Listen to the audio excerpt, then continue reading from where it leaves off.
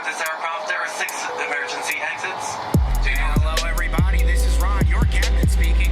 We are currently 30,000 feet in the air, and we haven't even left the airport. We just lit the joint. Just kidding, a little pilot humor there. We like to have fun. Our destination today is Casablanca, Morocco. So everyone, sit back, fasten your seatbelts, and prepare for takeoff. We will be arriving in 6 hours. 7 footers, gang. How we doing out there? I know we look a little different still, but the rebrand is just too good, Jarod. It is too good. Jarod and Jenna here. You know what's up. We're looking great, man. The rebrand is killer. Shout out to super producer Greg back here doing his thing. You know, look, we are so happy to be part of the Props Network. Shout out to Kyle. He just dropped a new cover art logo for us for the podcast. So for those of you that don't watch us live and don't watch it on YouTube, when you get it in your feed, you'll be like, wait a minute. Oh, snap. Look at those 2 characters at the bottom. Yep, that's us. We got the serious brows going. Jenna, by the way, this is a good eyebrow day for you right now, today. how are you feeling? Don't do it to me. Oh, you did it. You did it. You did it. Oh, there's the tears. There's the tears. Oh, my God. It was almost as if LeBron James wasn't suspended. Damn it. Oh, Lord. No. We'll get to that. We're going to get to that clown show. But they are looking good. You know what I'm saying? Out here in these streets. Of course, I have nowhere to go, and it's a Tuesday. So It's fine. How we doing over there, Jarod? How we doing? Look, I'm good, man. Like, you know, Thanksgiving week. I just had my birthday on Sunday, so you know, we're yeah, man, we good. Like 21. Yes, 21. It is, you know, it's my which 21st birthday is this? I don't know. It's like my 20-something 21st birthday.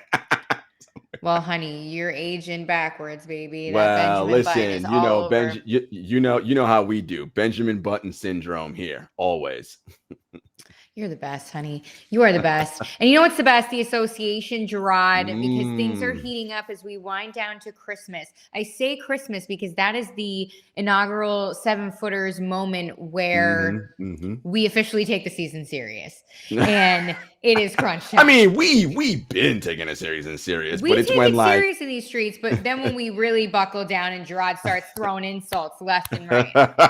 It's Christmas. Because nobody is spared tis the after season. Christmas. Tis the season. That's Exactly. when Yeah, you can have fun on Christmas Day, do your thing, whatever. But as soon as it's December 26th, that's when Jarod buckles down. That's it. That's when I'm like, all right, your team is garbage. Here's why. Exactly. I'm glad we're on the same page here. Let's kick it off though in the West with the Phoenix Suns. I say this because are we underestimating the team that is literally on a 13-game winning streak, 14-3 in the West? And I ask if we're underestimating them because we're consumed with bloody-filled videos on our timelines and everything else that's going on in the association that has nothing to do with basketball. But let's stick to the game here, people. Let's stick to the game. All right, check out some of these highlights from super producer Greg over here trying to hook us up with this high-tech technology snap. up in here. Cam Johnson did his thing. DeAndre Ayton, look, 12 in a row. Look, the Suns are legit, man. Like, okay. I know they played a soft schedule, right? Like they played the easiest schedule in the NBA. So, you know, you take that for what it's worth. But as I always say, Jenna, you play the teams in front of you. So it ain't their fault. That's just what the schedule makers did. And they're beating up on who they're supposed to beat up on. So kudos to them. They are 14-3 right now. They are number 5 in adjusted net rating, number 6 in adjusted defensive rating, and number 12 in adjusted offensive rating. They're hot. And remember, this was the team that went to the NBA Finals and represented the Western Conference last year. Not the Lakers, not the Nuggets, not the Warriors, not the Jazz, not any of those teams. It was the Phoenix Suns. And I think a lot of people last year, Jenna, thought, it was a fluke, whatever. The only reason why they got there was because everybody was hurt. Listen, again, you only can play whoever's in front of you. It's not their fault that people were hurt. They just did what they had to do, right? And this team has experience. We know about the point guard. We know about Devin Booker, Cam Johnson, Cam Payne, DeAndre Ayton, Miles Bridges, or some Mikal Bridges. This team, they're loaded, man. And I think they're hungry. They were up 2-0, Jenna, on the Milwaukee Bucks in the NBA Finals. 2-0. Mm-hmm. I think they want to go back and prove, nah, this wasn't any fluke.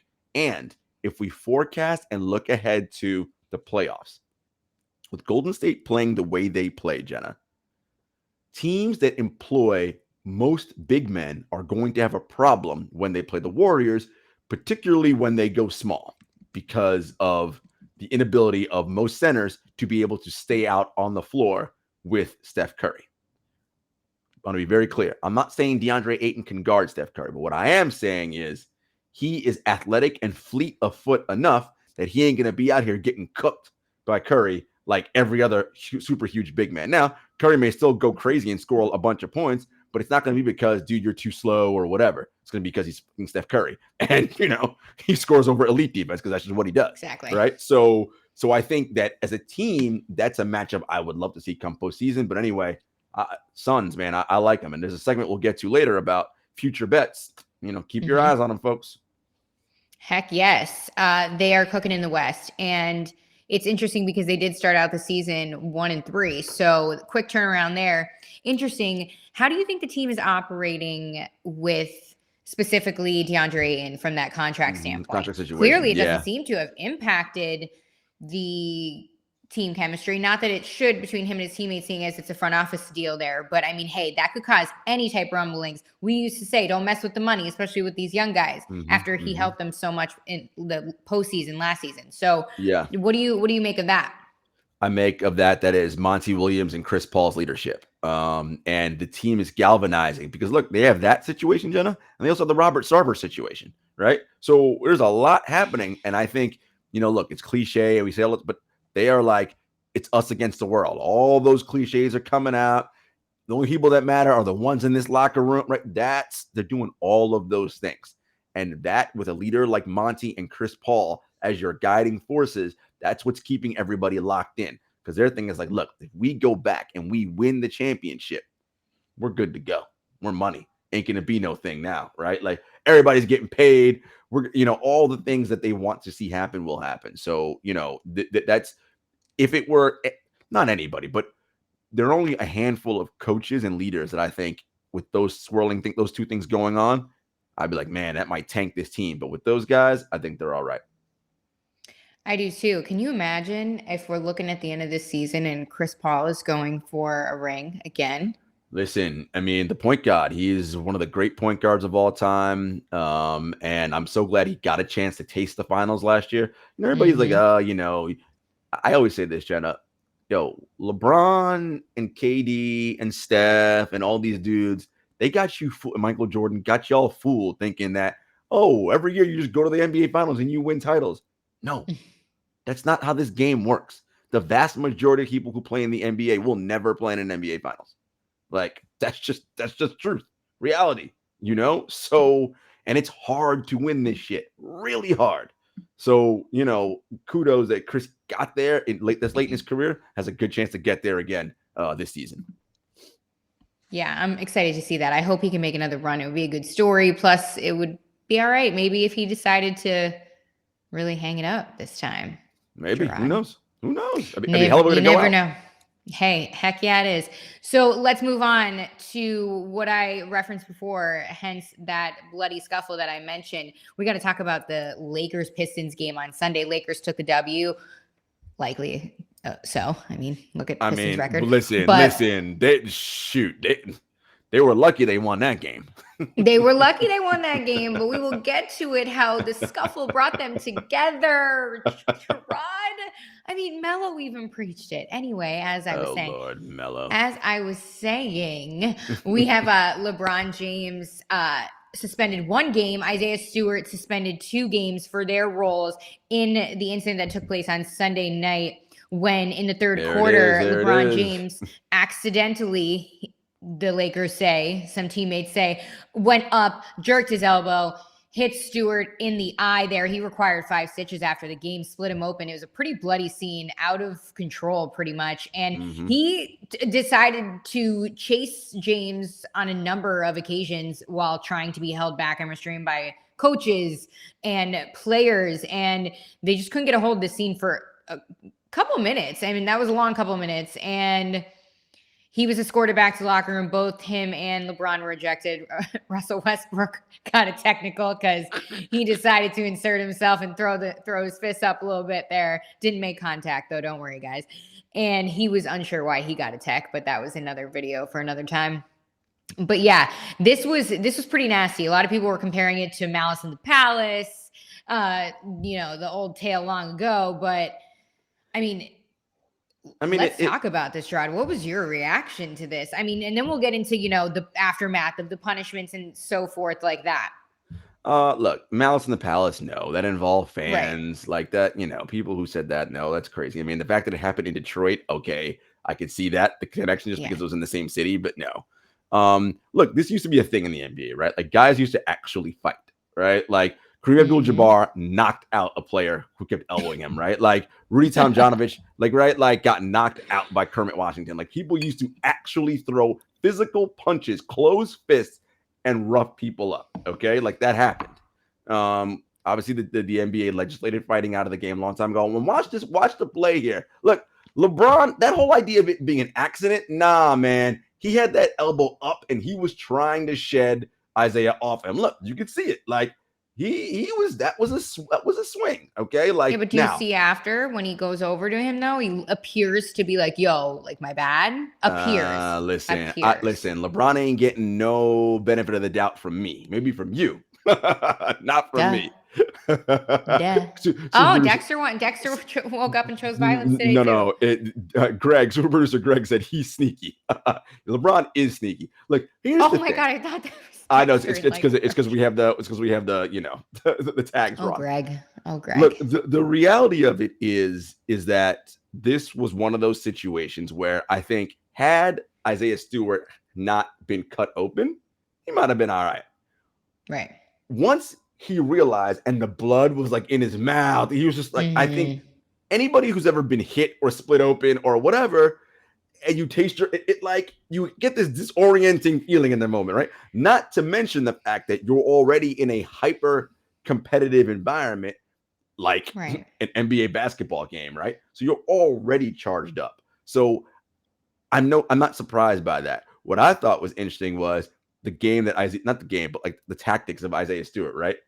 So he would like, no, I'm calm, don't worry. And then he got fired up again, trying to charge. Like, that's actually a great one. And then the best one, sprinting back to the tunnel, because as anyone who's been in an NBA arena knows, down in the bowels where we and the media folks hang out, those tunnels are all connected. So yeah, you can sprint back down one tunnel towards your locker room, but all you gotta do is go right past and swing around, and you can come out back through the other side. And that's where he was trying to go. Sprint through and come out the other way to catch the Lakers from behind. So listen, I respect his fortuity, his desire to really sort of like, get into it. And look, do we know if LeBron could fight? It'd be interesting to see if he could. We don't know. I mean, he's a big man, but I don't know if he can actually throw hands. Can he?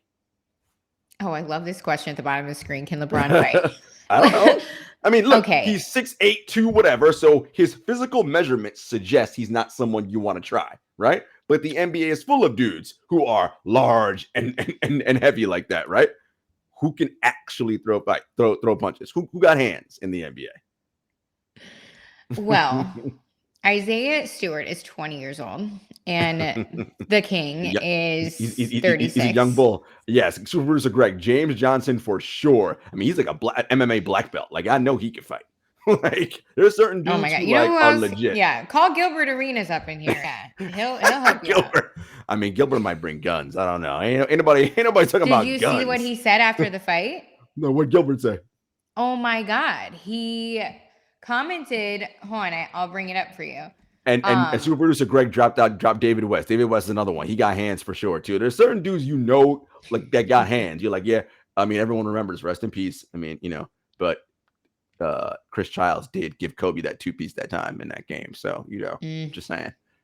I'm just saying. Yeah, Gilbert Arenas. He. Are you ready for this?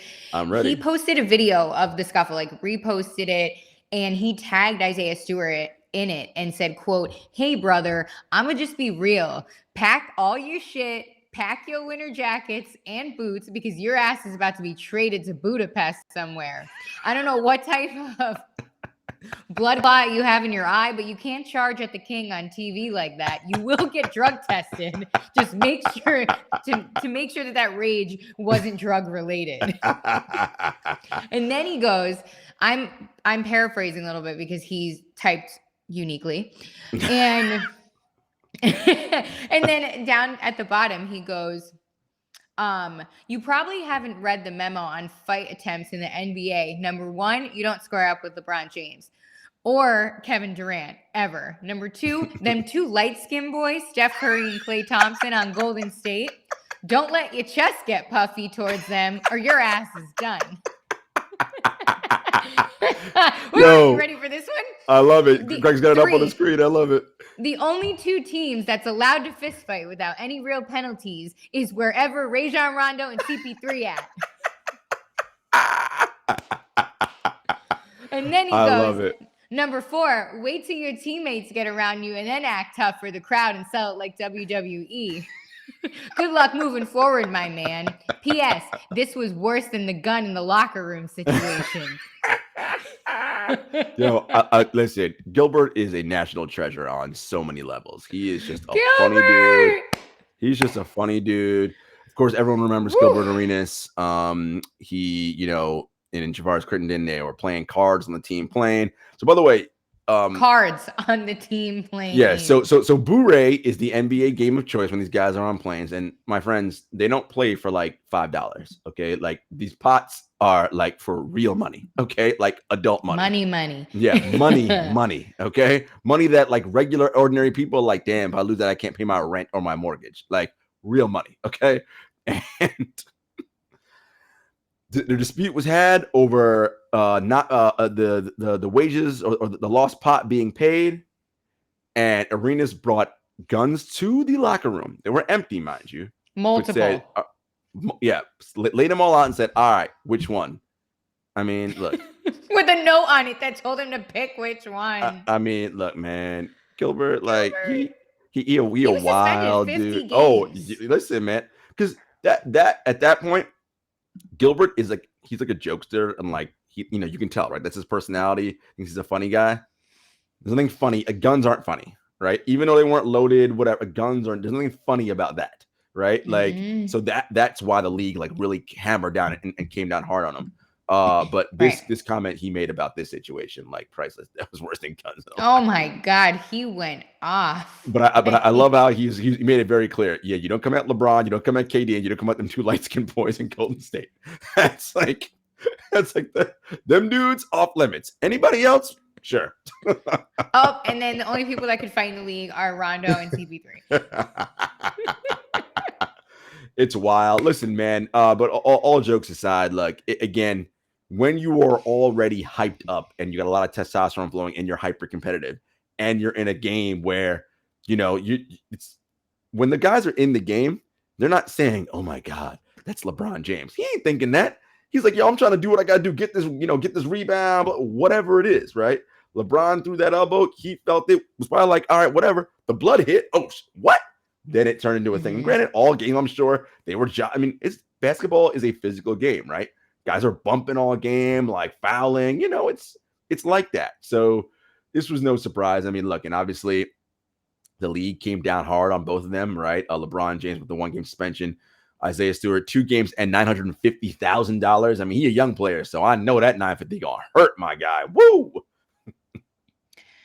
I mean, do you think the punishments, and I hate to be like, which one was worse? But a lot of people are debating whether the punishments fit the crime, I guess, per se. Yeah. Just because people see the severity. I'm trying to give both players some grace, but people see the severity of what Stewart was doing. I mean, running everywhere, the blood everywhere. You almost, you didn't see LeBron because he was gone at this point. But then you see the aggressiveness of the elbow and you're like, oh, but he sparked it. However, Stewart had a chance to control it. Do you know what I mean? Yeah, no, I'm with you. And that's the thing, right? That is the challenge of every player who is like that in the NBA. There are multiple players in this league who they are prone to, when things happen, to escalate it further, right? Because that is their nature. And we all have friends and people we know who are like that, right? One thing's going to set them off, and it's like, whew, you know. And the big thing is, how do you control your emotions, right? And it's hard for some people to control their emotions. Very, very difficult. And I wouldn't profess to be like, it's like, look, some people can, some people can't. He's a young guy, 20, and he, again, got his face cut up like that. And I get it, right? Busted open, bleeding. I understand where the rage is coming from. Yes, he'll learn from this, I think, and be like, all right, man, I got to chill and like really just, learn how to bring, center myself. I mean, you look at someone like, and it was different because Ron Artest for sure suffered from certain things and was seeing a therapist. But Ron Artest is someone like that, right? I mean, that was the Malice in the Palace incident. You brought that up earlier, Jenna. He actually, in that moment, laying down on the scorer's table, what he was doing was what you're talking about. He was actually, okay, some wild stuff's going on. Let me get myself calm over here and just mellow out. A fan throws something at him. Mello went out the window. He was like, what? It was fight, flight. Now I'm trying to find who did what. And it's on now, right? And so that's the thing about, and again, everybody on walking the earth is different, right? Some people can let shit slide. Some people cannot, right? And I think, again, this is something that he'll definitely learn from for sure. Definitely. And a lot of these hoopers, especially the young ones, I'm not saying that they can't control their emotions, but a lot of them hoop to control their emotions. So that's like their safe space and their happy space. And again, I am not making any excuses for Stewart, because if anything, where my loyalties lie. But but yeah, I mean, no matter what, you're going to have to discipline both sides. And it's interesting because a lot of people at the Garden tonight bought tickets just to see LeBron James, and he is suspended for the first time in his career. Imagine that luck. I'm surprised I didn't buy a ticket, because that's my luck. Honestly, literally the first time in his career. This, ironically, funny enough, was the second ejection ever in his career. The first came in 2017 when he was a Cavalier and he was playing the Heat. Oh, what a beautiful moment. God. Anyway. Best of both worlds. I should just narrate a LeBron James documentary. Call me, I'm free. I think we're good on that. Well, there's that. So, anyway, we shall see. Interesting enough, though, the Pistons and Lakers meet on Sunday when both James and Stewart are eligible to play. So keep your eye on that game. Again, I am not provoking a fight to break out, but I'm saying keep your eye on it, because if anything, it's going to be cringeworthy and we're going to love it. And it's going to be great TV. And the Athletic Shams Sharania did report that LeBron tried to get Isaiah Stewart's number to get in contact with him, because I'm sure before this game happens, an attempt by one or both sides will be made to contact the other. And because let's be real, ain't nobody really trying to fight in an NBA game. Okay. Like they're not, because too much money is at stake. I mean, look, Isaiah, as I said, he a rookie or he's a young guy. I like, yo, 950,000, my guy, you gonna feel that. You ain't LeBron, who's like, all right, 950 grand. Like, I mean, it hurts. I don't want to give away 950 grand, but I got tons. You, my dude, do not have tons of money, right? So that is going to hurt. So, I would just, I'm sure, again, those guys are going to connect, and whatever is, they'll hash it out. It'll be cool. They'll talk like men, all good, dap up. Let's just play ball. Yeah, guarantee LeBron is going to come out too in the post game, that game, and say, he's a young kid. We got to set an example, which he's right. I'm not trying to mock him, but that's exactly what we're going to see. The LeBron James squeaky clean answer. And, we'll move on to promote something else, rightfully so. Love you, LBJ. Love you. Oh my God. Anyway. What have we been doing? Sorry. Let's talk a little bit about some other news that is going on around the league. Let me make sure we covered everything in our packed show run, Jarod. Yes, suspensions. Let's talk about KD Kuzma. All right. Let's hit your man Kuz first, because I don't even know what to make of this, but we're going to dive in here right now, because Kyle Kuzma wore a near $2,000 oversized pink sweater to Capital One Arena the other night when the Hornets and the Wizards faced off. And his entire body was just swallowed up by this massive sweater. Again, I said the price was near $2,000, guys. Get a load of that. Check them out in there. Yep. Go through that door. Pop that beanie on. Ooh, Bubblicious, producer Greg says. Great word to describe that. He looked like Bubblicious. I love that. And Greg, you wildin'. This design by Rafe Simmons, a prestigious fashion designer, is a virgin wool jumper, and exact price on Farfetch is $1,659. But again, this is not QVC. So let's talk about the players around the league that roasted Kuzma, starting with LeBron James, his old teammate who we just want to chip with. And if you ask a lot of fans in Cleveland, they would say that LeBron got him the ring and put it on his finger like it was a goddamn proposal. You freaking Cleveland fans. Anyway, where was I? Chill. It's called passion, Jarod. Anyway, LeBron James. Something. So Kuzma posts a photo of himself in a sweater online, and everybody went off on him, from fans to players, everything. LeBron James says, quote, "Ain't no fucking way you wore that." And then he said, I'm not pressing the like button because this is outrageous. Anthony Davis said that he was out of line. And then you had Isaiah Thomas chiming in, DeMarcus Cousins, Troy Daniels, who's playing overseas right now in Italy. J.R. Smith just said, hell nah. And that's exactly what most of the internet was thinking. But hey, it is what it is. But yeah, Kuzma decided to be a good sport about it. He hit everybody back and was like, guys, it's cold out. The sweater is fire. But shouts to O'Shea Jackson Jr. from Straight Outta Compton. He said that he must have been warm in the sweater. So, gotta love that. Kuzma loves his fashion. What do you think about this fit, this pregame fit? Is it too much?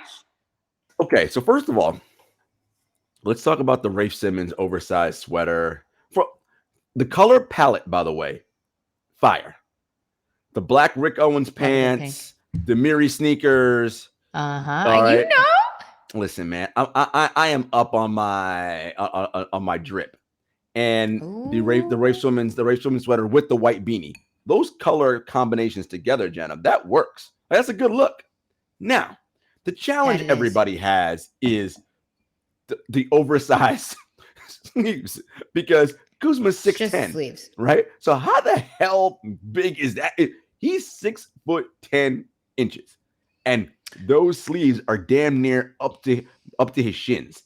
How long are those damn things? That's something that's got everybody wilding out.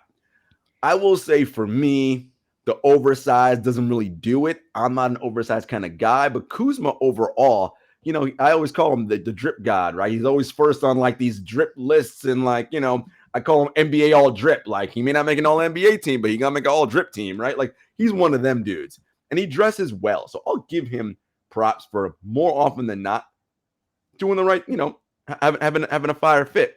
This one, it was a miss, but it's only a miss because I personally don't love the oversized sweater, right? Like, even if it was the frayed neck, great.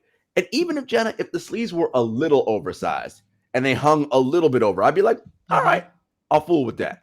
But my God, those joints were down to your shins. And part of this is, look, this is fashion, and this is the Rafe Simmons, this particular piece, right? This borders on that intersection of luxury, fashion, and haute couture, right? It's oh my God, I am so impressed with you right now. Come on, man. Listen, come on. You know your boy knows what's up. Now, I know.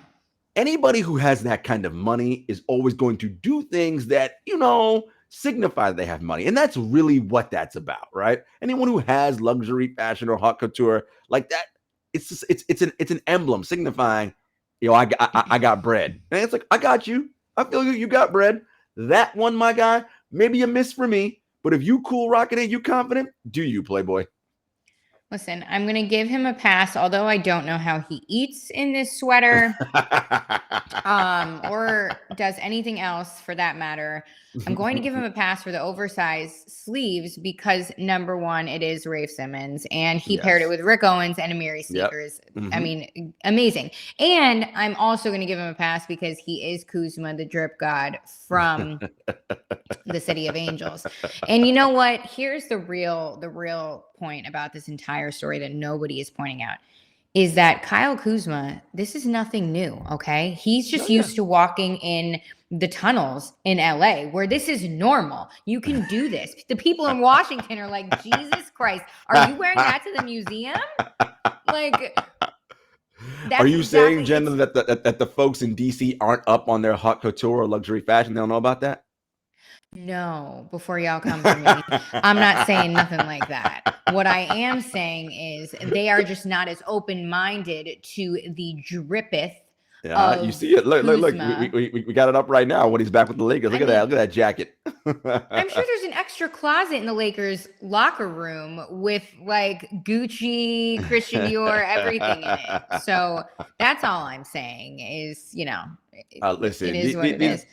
We've come a long way from the early aughts where dudes had to wear 7-button suits, and I was like, "What the hell is that crap you dudes got?" Or they used to wear like massive, oversized pants and jeans and everything and t-shirts else and stuff. Yeah. So you know what? Listen, it's just what the young cats are up to. Do your thing, Playboys. I ain't mad at you. Yeah, have fun with fashion. This is what it's all about anyway. What do you listen to us for? Actually, please listen to us. But you don't got to take all of our advice. Let's talk about your boy KD here, Jarod. What's going on? Drip on the feet? Drip on the feet? I don't know about drip on the feet. So pregame before Monday's game against the Cavaliers and Nets win, and Greg will pull that photo up. Look, man, KD, there's a space from the top of his socks to the bottom of his leg sleeve, and you can see leg in between there. But really, the leg it was tough to see the leg because ash was really all you saw. And KD this is not the first time KD's appearance has been clowned on social media. People love to be like, "Yo, KD, you got a relationship with a barber, my guy? Like you own a brush?" They always coming at his hair. His beard is often unkempt. He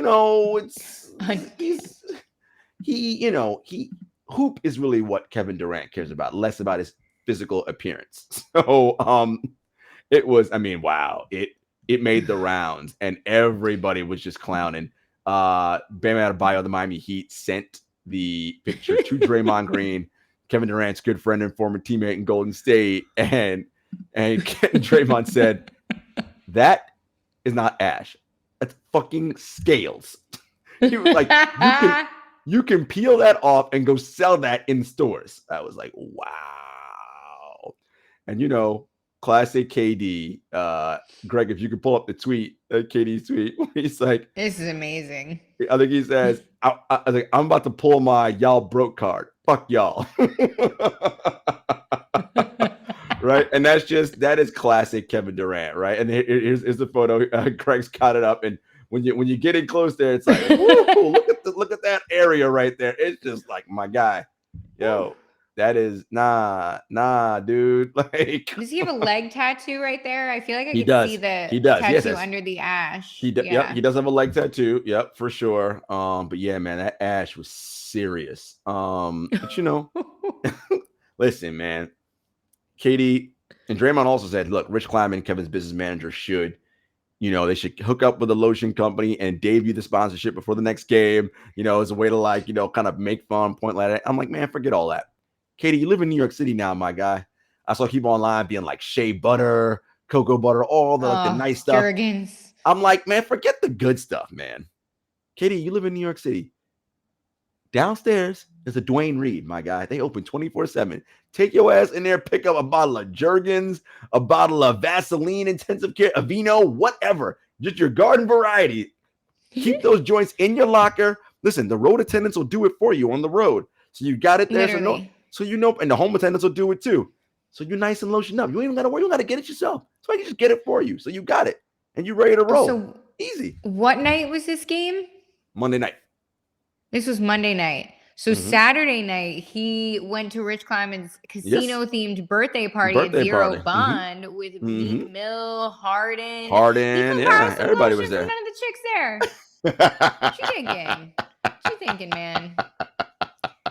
He definitely wore pants to that bash. Actually, I saw the photos. He wore a beanie classic. He was like, I'm here to hoop. That's it. Happy birthday, Rich. What's up, bro? Always got that beanie. I mean, look, it's just funny because Katie has a thing with like Bruce Brown. I'll be like, yo, Kay, on the Nets, why are you wearing? He's like, yo, man, I'm here to hoop. Like, it was just like, Katie. What you here to do? Katie, listen, as the kids say, he's just a hooper, man. That's all that kid does. Kevin Durant's the kind of guy, like, wakes up before he does anything, man. He gets out of bed, he probably crumbles up his sock, shoots it like a basket into whatever. Like, you know what I mean?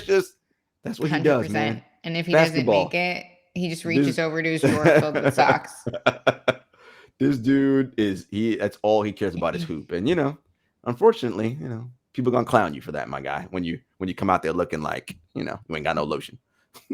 I mean, first of all, the internet is undefeated. So when you come out with them legs, you had to know you're getting pounced on. But of course, killed. He tweets, "Fuck y'all." So we actually all lost. Exactly, because that's classic Katie. Man, fuck y'all. and Draymond said that. He was like, I know. He's like, I haven't talked to Kay yet. It's Draymond said this on this podcast. But when I call him, I know he's gonna say, man, fuck y'all. I love how they call him K.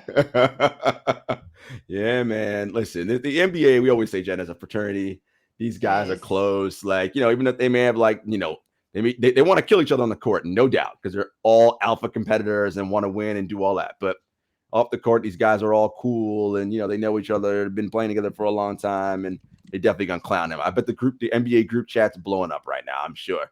But LeBron hit him like, yo, dog, what's up with that, man? That ain't even, you know what I mean? Like, LeBron probably has gift baskets on their lockers when they get to LA. Here's your lotion. You step out this John looking bad, I'm about to slap the shit out of you. Because literally, you better have those waves spinning, everything. Yo, I don't want to hear nothing. That'd be funny if every visiting arena Kevin went into that the players at the other table like, yo, man, we put a little lotion on your just because in case you ain't got nothing. Stick it in your sock, damn it! Like squirt that shit right in there and just put the sock up. That's some serious business right there. Dang. Oh my god, yeah, man. Katie, you know what else is serious? Yeah. Wow, look at that! Look at that close-up shot. That it's a crackle. I mean, look, it's just like look. That's a bowl of Rice Krispies. Oh my goodness! Snap, crackle, pop. Oh man. Oh my god. Yeah, man. Katie and Kuzma were up on that Summer Jam script. Look at that's a picture of the crack desert, and it's like no. I mean, yeah. No. Oh my god, it's too good. Guys, we're laughing because Super Producer Greg, those of you who are listening to us, you're not seeing this on video, man. People are just they went in on KD, man. They're like they're putting pictures of the dry desert up on his the elephant print on the back of the Jays. That's what they're saying his ashy leg looked like. I mean, listen, that was some ash, y'all. Like that was ash on a level that, like, listen, and let's just everybody keep it real. We've all been ashy in our life. Everybody has. Oh my god. Everybody has. And if you haven't, you lying. Everybody at least once has had some straight up lies. More often, more than once. But yo, this is wild. Correct. Light a match. Look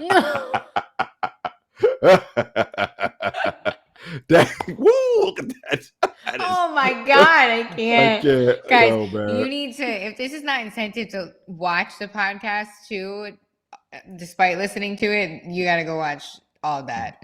Definitely watch. But you guys definitely get on the internet and just get on Twitter, Instagram, whatever, and just look up KD Ash and you'll find it. And it's just, I mean, get your jokes off. You know what? Again, the joke is on us because he's literally going to come out and drop 50 and be like, fuck y'all. That's it. Okay.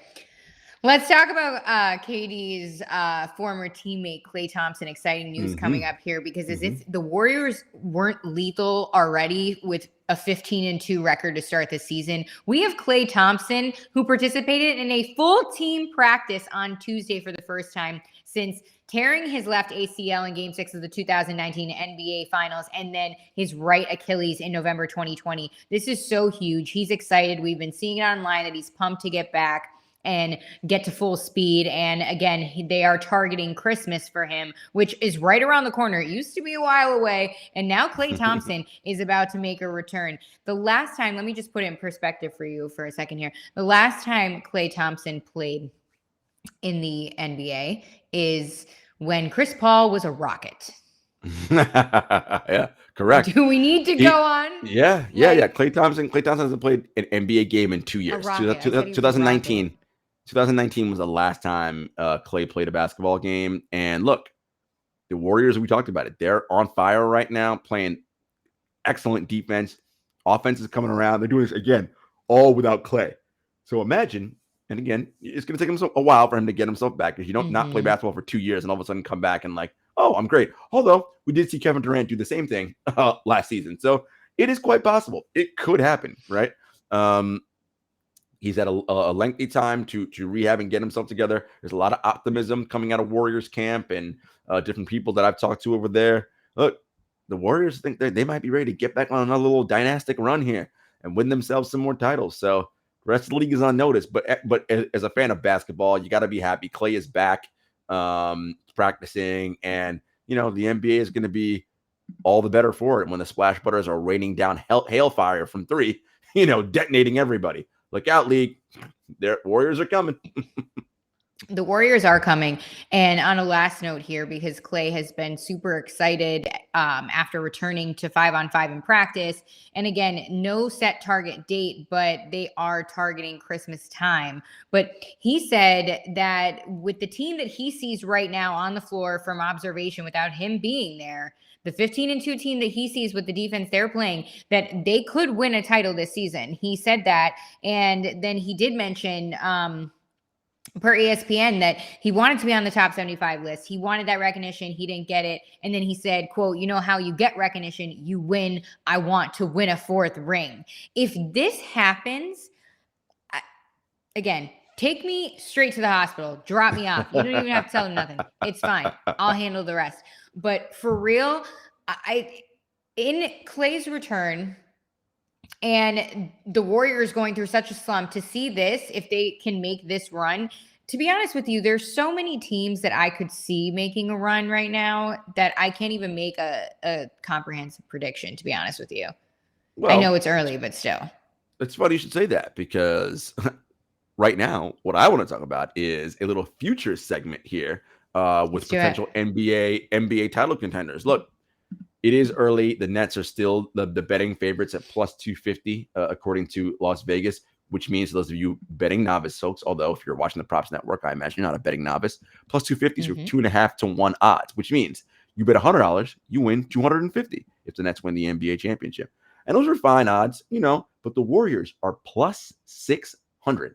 Now, that's a good value bet, guys. 6 to 1. I already told you about the Warriors' excellent defense. We know about Steph Curry, Draymond Green playing Defensive Player of the Year, Jordan Poole, all these awesome guys, and they're going to get Klay Thompson back. And if he is 75% of the Klay Thompson we saw with Steph Curry and with the rest of that team, guys, that may be enough to get out of the West, given, Lakers, listen, they got some problems right now. And listen, Lakers to me aren't even like a play-in team right now. I mean, they would make a play-in, but Jenna, they're not good, and you know it. Like, they're just not good right now. They are 9-9. I do know it. They are 24th in adjusted offensive rating, 25th in adjusted defensive rating, and 25th overall in adjusted net rating. That's just bad. Like, right? That's the same record as the Cavaliers. And here's the thing about that. The Cavaliers' 9-9 record is actually good. The Cavs are doing well, right? They are doing good well for the Cavaliers. without Colin Sexton. They're actually playing well. Cleveland, okay, they're playing defense. Their offense needs to come around, but listen, Cleveland's doing well. The Lakers, nah, player. Look, Cleveland is plus 0.7 in adjusted net rating. That's 16th. So they're right in the middle of the league. 23rd in adjusted offensive rating. But Cleveland, unlike the Lakers, Jenna, they are 5th in adjusted defensive rating. Top 5 in the league. So while their offense is in the bottom of the league, their defense top 5 in the NBA. That's how they're winning games. That's why they're 9-9. Lakers are the bottom in everything. Look, I know LeBron just got back. We'll see what happens over time. We'll see. But it's not looking great right now. So plus 600, I think the Warriors, as I mentioned before, that's a fantastic bet. The other two teams I want people to take a look at. Look, if you're like Jarod, I'm convinced Nets plus 250, they're probably going to win it. It's silly. Why don't you hedge your bet, though? The Milwaukee Bucks plus 700, 7-1 odds. You bet 100, you win 700. They are the defending champs, folks. FYI. Oh, they still have that dude, Giannis Antetokounmpo, 2-time NBA MVP, Defensive Player of the Year, reigning Finals MVP. When we last saw him on the final stage, he put up a 50 burger. Okay, he's unstoppable. And guess what? Drew Holiday, Chris Middleton, they're all coming back, rounding into form. Right? They had a short off season. They're playing well. And listen, they exercise the demon, so they know how to win final series. That's going to be a tough team to beat, and they're on a little bit of a winning streak right now. Okay, they're up above 500 again. So listen, folks, look out and watch out for the Milwaukee Bucks. Okay, they're 10-8 right now. They're number 16 in adjusted offensive rating, number 14 in adjusted defensive rating. And then the other team to take a look at, we talked about them at the top of the show, Jenna. Phoenix Suns. What? Plus 1,400. Are you kidding me? 14-1 odds. You bet 100, you win $1,400. That's all the value right there. Phoenix went to the NBA Finals last season, and I just told you guys, in the playoffs, they are a team in the Western Conference that I am confident that when the Warriors go small, they can handle it defensively, okay? And still keep Ayton on the floor. Not a lot of teams can do that. Look, if Denver keeps Jokic on the floor, which they have to do because Jokic goes off, that team is a disaster. Bad news, Jokic getting cooked, okay? Like, and Jokic has gotten better defensively, but in this iteration against that Warriors team, that's how I'm looking at it right now. I'm looking at the Warriors, right? Who can beat the Warriors in a playoff series in the Western Conference? Not the Lakers as currently constructed. That's not happening. I do also like the Clippers to beat the Warriors just because they'd be small anyway. Yeah. And now I know they don't have Kawhi, but with Paul George and, you know, if they get Ibaka and he's healthy, you know, Terrence Mann, I like that squad a lot. Now, they may not have enough offense to win, but I think they can guard, and Ty Lue's excellent. But anyway, For you guys, for your future bets out there, pay attention to those teams I mentioned. Warriors at plus 600, Bucks at plus 700, Suns plus 1,400. Put some money down, my friends. Let's go. Yeah. Keep tuning into the Props Network for all of the best betting news and all that jazz, because, you know, that's where you girls getting her betting news. So, you know, speaking of betting, I'm not betting on Luke Walton because the Kings have fired him. He is gone out of the head coaching position in a move that happened nearly, 2 years after he was hired in Sacramento there. Again, another dumpster fire. Not sure what's happening there. What are your thoughts on this? Right move, bad move, didn't need to happen, needed to happen? Of course it was the right move. I think Luke Walton's proven in his 2 stops in LA with the Lakers and here in Sacramento, he's not a good head coach, right? I mean, what more evidence do you need to see? Right? It's out there. Below 500 record, right? I mean, he's just not good. Now, he'll probably get on somebody's staff and be an assistant. And guess what? Some people, that's just what assistants work for them. But the head guy, nah. And look, they have talent in Sacramento. I like their rookie, Davion Mitchell. I like Tyrese Halliburton. De'Aaron Fox, you know, okay. Marvin Bagley, listen, well, you know, I think he's good. I just don't know if listen, we always say this, Jenna. Where a player gets drafted has so much to do with how they develop as a player. Like, look, LeBron, KD, people like that, they were going to be great no matter where they got drafted. But some people, most of the NBA need to be in the right environment to develop, or else it's just not going to work. And Sacramento just may not be the place, but they have some pieces that people may want. Buddy Hield. Pay attention to Sacramento come the December 15th trade deadline, the December 15th deadline where players can, Craig put that tweet up, Kings fans hearing Luke Walton got fired. I mean, yeah, because he's, you know, he's terrible. I mean, he's just not good. But pay attention because Sacramento's likely going nowhere, and that heel contract, people may want it. And look, there's a team in Philly that, they got to figure out their Ben Simmons situation. And, it's been a little too quiet in the city of brotherly love. I'm assuming a bombshell is going to come soon. I'm just saying, pay attention and watch the Sacramento Kings and see what's happening there because as an organization, it's time to reset with another coach yet again. Absolutely. Yeah, they got to figure that out there. I mean, thank God the weather's nice. Alvin Gentry, interim coach in the meantime. So hopefully Alvin's great. Alvin's great, and he'll have them playing well on offense, and but there's something bigger going on in Sacramento, right? It's more than just. I mean, yes, Luke is bad. Don't get me wrong, but again, as an organization, what's your mission? What's your vision? What's your player development plan? What's your right? I mean, all right, cool. You know what I mean? You can't win that way, man. You can't. You tell him, Jarod. I always tell you need to be up in this, be coaching these peeps, running these decisions. You know what I'm saying? Oh, look at a little De'Aaron. Oh, yeah, De'Aaron pops up on the screen here.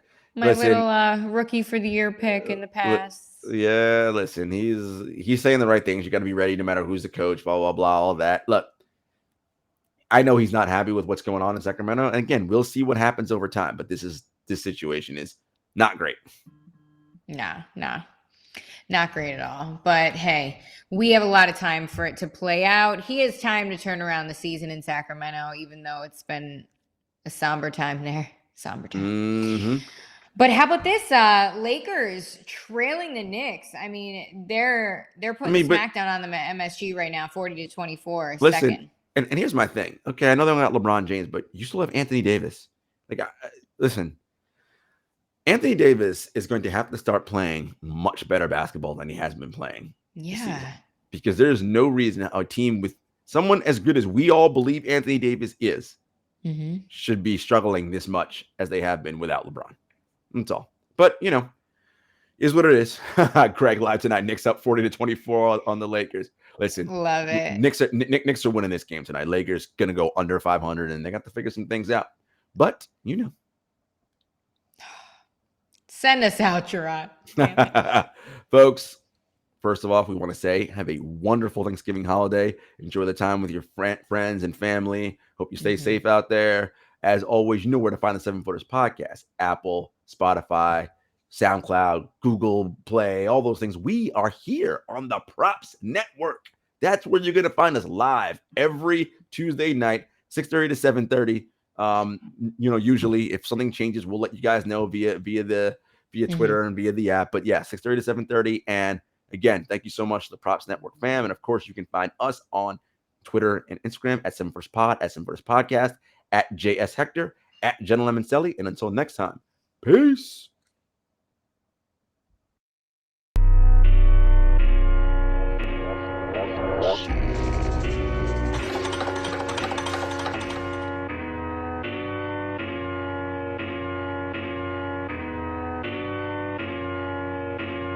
Spent a couple years out here with these raps, trying to have a plan that we made come true. Applied to some jobs, but I ain't hit back. I don't want to trap with some man going